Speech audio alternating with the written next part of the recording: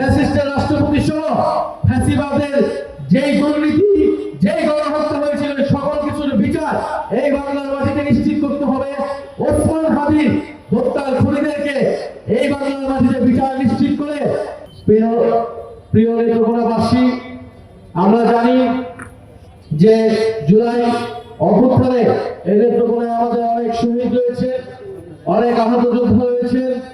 জুলাই গণঅভ্যুত্থানে আপনারা অংশ নিয়েছিলেন একটি নতুন বাংলাদেশ দেখার জন্য, সংস্কার এবং পরিবর্তন দেখার জন্য, বৈষম্যহীন সন্ত্রাসমুক্ত দুর্নীতিমুক্ত বাংলাদেশ দেখার জন্য।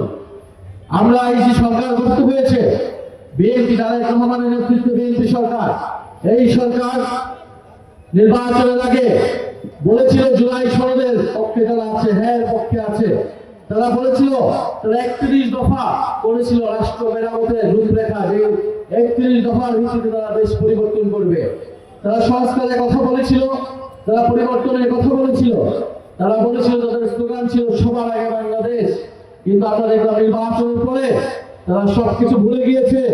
31 দফা ভুলে গিয়েছে, জুলাই সনদ ভুলে গিয়েছে, সংস্কার ভুলে গিয়েছে, বিচার ভুলে গিয়েছে। তারা জনগণের কাছে যত প্রতিশ্রুতি দিয়েছিল সবকিছুই ভুলে গিয়েছে। এখন তাদের স্লোগান হয়েছে সবার আগে ক্ষমতা। সবার আগে বাংলাদেশ নাই, এখন হয়েছে সবার আগে ক্ষমতা, সবার আগে কার্ড, সবার আগে চাঁদাবাজি, সবার আগে সন্ত্রাস, সবার আগে দখলদারিত্ব। আমরা বলতে চাই বিএনপিকে, আপনারা 16 বছর ধরে মজলুম ছিলেন। ধান খেতে পাট খেতে আপনাদেরকে লুকিয়ে থাকতে হয়েছিল, অজস্র মামলার বোঝা নিয়ে আপনাদের কোর্ট পাড়ায় ঘুরতে হয়েছিল। অথচ অভ্যুত্থানের পরে 1 বছর 1.5 বছরের মধ্যে, নির্বাচনের কয়েকদিনের মধ্যে আপনারা জমি দখল, আপনাদের কতিপয় নেতা জমি দখল, ভূমি দখল, চাঁদাবাজ, সন্ত্রাস, টেন্ডারবাজি সারা দেশে শুরু করেছে। এবং বিভিন্ন জেলায় জেলায় যে ভুয়া মামলাগুলো আপনারা দিয়েছেন, জুলাই গণঅভ্যুত্থানকে খাটো করেছেন এবং দেশের অজস্র নিরপরাধ মানুষকে আপনারা মামলা বাণিজ্যের মাধ্যমে আপনারা তাদেরকে কোর্টের কাঠগড়ায় নিয়ে যাচ্ছেন। এরকম বাংলাদেশ দেখার জন্য জুলাই গণঅভ্যুত্থানে বাংলাদেশের মানুষজন জীবন দেয় নাই, রক্ত দেয় নাই, অংশগ্রহণ করে নাই। এবং এই সরকারের প্রতি আমরা বলতে চাই, জুলাই সনদের পক্ষে যেইভাবে নির্বাচনের আগে বলেছেন, এখনো প্রতারণার মতো করে বলে যাচ্ছে তারা অক্ষরে অক্ষরে বাস্তবায়ন করবে।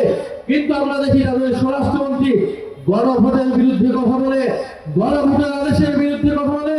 যেই গণভোটের মাধ্যমে তারা নির্বাচিত হয়েছে, তারা ক্ষমতায় এসেছে এবং ক্ষমতায় এসেই তারা জনগণের কাছে যেই প্রতিশ্রুতি, সেই প্রতিশ্রুতিকে তোয়াক্কা করছে না। আমরা যদি নেত্রকোনার কথা বলি, আজকে নেত্রকোনার 2টা উপজেলা আমরা ঘুরে এসেছি। আমরা এই কিশোর, আমরা এই হাওড় অধ্যুষিত, আমরা এই নেত্রকোনার পুরো সিনারিও দেখেছি। এইখানকার কৃষকেরা ধানের ন্যায্য মূল্য পায় না, তাদেরকে আপনারা দিচ্ছেন কৃষক কার্ড। সেই কৃষক কার্ড 2,000 2,500 টাকা দিয়েছে, কতদিন চলবে? আপনারা ধানের ন্যায্য মূল্য নিশ্চিত করুন, ফসলের দাম নিশ্চিত করুন, তাহলে কৃষকের ঘরে খাবার যাবে। আমরা দেখছি যারা মাছ চাষ করে, এই হাওড় অঞ্চলে 6 মাস পানি থাকে, যারা মাছ চাষ করে তারা মাছ চাষ করতে পারছে না, কারণ পোনা মাছ বা কম বয়সী মাছ যদি ধরে ফেলে তাহলে এটা মাছের ক্ষতি হবে। কিন্তু তাদেরকে আপনারা প্রণোদনা দিচ্ছেন না সঠিকভাবে, তাদের কর্মসংস্থান দিচ্ছেন না।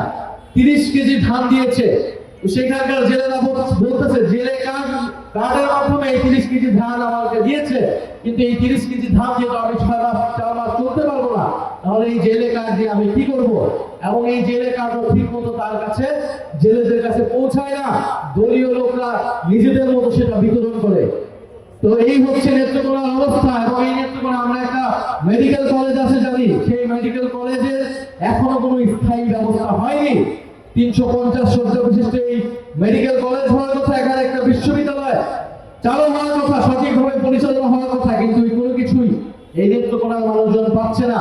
ফলে আমরা আশা করবো এটা নেত্রকোনার চিত্র না, বাংলাদেশের বহু জেলার চিত্র।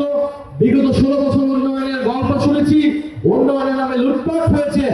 আমরা এখনো সবার আগে বাংলাদেশের নামে, সবার আগে লুটপাটের কোনো গল্প এই সরকারকে রচনা করতে দেব না। জাতীয় নাগরিক পার্টি সংসদে আছে, সংসদের বাইরে আছে। অবিলম্বে গণভোটের রায় অনুযায়ী সংস্কার বাস্তবায়ন করতে হবে, আইন শৃঙ্খলার পরিবেশ ঠিক করতে হবে।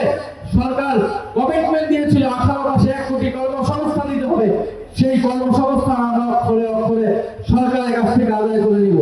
প্রিয় নেত্রকোনাবাসী, আজকে আমরা একটা খবর দেখেছি ঢাকা থেকে যে রাষ্ট্রপতি পদত্যাগ করেছে তার শারীরিক অবস্থা দেখে। আমরা জানি খেলাটা কি, বিএনপি সরকার তার পরিকল্পনা মাফিক এই রাষ্ট্রপতিকে পদত্যাগ করিয়েছে। আমরা বলেছিলাম এই সরকার নির্বাচিত হওয়ার পরপরই উচিত ছিল এই ফ্যাসিস্টের দোষর দুর্নীতিবাজ রাষ্ট্রপতিকে অপসারণ করে তাকে পদত্যাগের সুযোগ না দিয়ে তাকে অপসারণ করে তাকে গ্রেফতার করা। আমরা এখনো বলছি শারীরিক অসুস্থতার নামে বা কোনো ধরনের অজুহাতে এই ফ্যাসিস্টের দোষর রাষ্ট্রপতি চুপ্পুকে কোনো ধরনের সেফ এক্সিট বা বিদেশ যাতে পড়াতে না পারে সেই জন্য সজাগ দৃষ্টি রাখতে হবে এবং সরকারকে অনতিবিলম্বে এই ফ্যাসিস্টের দোষর রাষ্ট্রপতিকে গ্রেফতার করতে হবে। আমরা মনে করি ফ্যাসিস্টের রাষ্ট্রপতি সহ ফ্যাসিবাদের যেই দুর্নীতি, যেই গণহত্যা হয়েছিল সকল কিছুর বিচার এই বাংলার মাটিতে নিশ্চিত করতে হবে। ওসমান হাদির হত্যার খুনিদেরকে এই বাংলার মাটিতে বিচার নিশ্চিত করে জুলাই গণহত্যায় যারা অংশ নিয়েছিল তাদের বিচার নিশ্চিতের মাধ্যমে জুলাইয়ের শহীদদের প্রতি আমাদের যেই কমিটমেন্ট, সেই কমিটমেন্ট আমাদেরকে পালন করতে হবে। ফলে আমরা আশা করব নেত্রকোনাবাসী আপনারা ঐক্যবদ্ধ থাকবেন। জুলাই সনদ যদি বাস্তবায়ন না হয়, গণভোট যদি বাস্তবায়ন না হয়, পুলিশ সংস্কার হবে না, প্রশাসন সংস্কার হবে না, দুর্নীতি বন্ধ হবে না, লুটপাট বন্ধ হবে না, দেশের আলোতে কোনো পরিবর্তনই হবে না, দেশের কোন ধরনের সংস্কারই হবে না।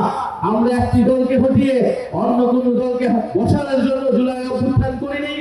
নিশ্চয়ই আপনারা করেন। আমরা চাই দেশের আমূল পরিবর্তন, মানুষ চাকরি পাবে, দেশে দুর্নীতি হবে না, আপনি থানায় গেলে আপনি সুবিধা পাবেন, আপনার কোনো জমি দখল হবে না, ভূমি দখল হবে না, বৈষম্য থাকবে না, আমাদের দেশের পররাষ্ট্রনীতি সার্বভৌম নীতি হিসেবে দাঁড়াবে, আমার সীমান্তে হত্যাকাণ্ড হবে না। এরকম একটা বাংলাদেশ আমরা গড়ে তুলতে চাই। এই দেশের তরুণরা রক্ত দিয়েছে, ইনশাআল্লাহ নেত্রকোনাবাসী যদি আমাদের পাশে থাকে আমরা সেই জুলাই গণ অভ্যুত্থানে আকাঙ্ক্ষিত বাংলাদেশ গড়ে তুলবো ইনশাআল্লাহ। এবং আপনাদেরকে কথা দিচ্ছি এই নেত্রকোনা পৌরসভা সহ আগামী স্থানীয় সরকার নির্বাচনে এনসিপি এককভাবে প্রতিদ্বন্দ্বিতা করবে এবং আপনারা যদি সহায়তা করেন, সাথে থাকেন, আস্থা রাখেন, ইনশাআল্লাহ জাতীয় সংসদে মাত্র 6 জন হওয়া সত্ত্বেও যেভাবে আমরা কথা বলে যাচ্ছি জনগণের পক্ষে স্থানীয় সরকার নির্বাচন যদি আমাদেরকে সুযোগ করে দেয়, ইনশাআল্লাহ এইখানকার স্থানীয় সরকারকে আমরা জনগণের প্রকৃত জনপ্রতিনিধি হিসেবে প্রতিষ্ঠা করব, দুর্নীতিমুক্ত জনপ্রতিনিধি হিসেবে প্রতিষ্ঠা করব। ইনকিলাব জিন্দাবাদ। আপনারা সবাই ভালো রাখবেন। ইনশাআল্লাহ আপনাদের সাথে আবারও দেখা